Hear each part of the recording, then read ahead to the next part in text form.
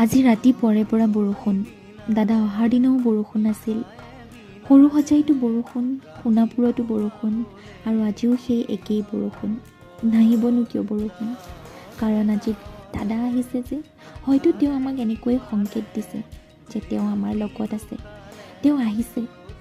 যিহেতু আজি ৰৈ ৰৈ বিনালে ছবিখনৰ শুভ মুক্তি, নাহিবনো কিয় দাদা? আজি বহুত আৱেগিক হৈছোঁ, মনটো বহুত গধুৰ ৰাতিপুৱাৰে পৰা। তথাপিও নিজৰ কৰ্তব্যখিনিতো কৰিবই লাগিব।